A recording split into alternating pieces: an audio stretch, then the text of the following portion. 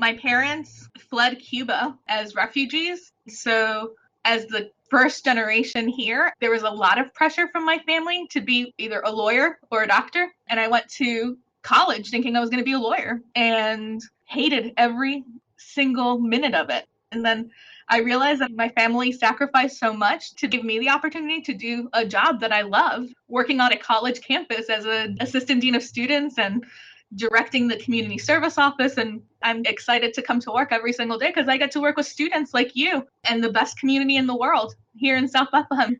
I also went the path of I guess I got to be a doctor because that's going to make my parents happy. But after working in the community service office at Lehigh, there needs to be, at least for me, a sense of community in what you do.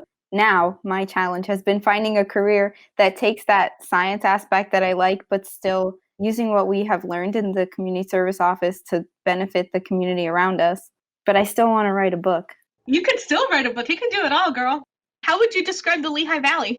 I think the Lehigh Valley is unique in how diverse it is in racial demographics, socioeconomic demographics. There's such a wide range here. Through Lehigh and through the community service office, we have a really amazing opportunity meeting the needs of all those different people.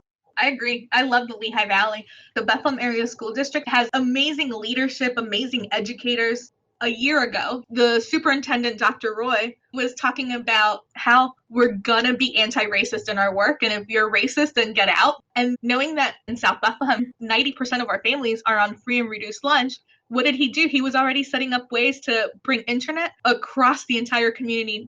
Knowing that we are carrying this legacy forward, especially living in such a tenuous time, what gives you hope?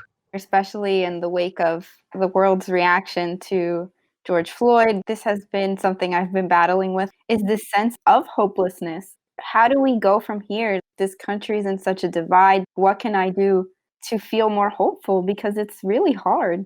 And I think what gives me hope is people that are willing to continue fighting. I would hope if I have children one day that they are committed to continue this legacy of not standing with oppression and not being okay with what they're seeing. How about you, Carol?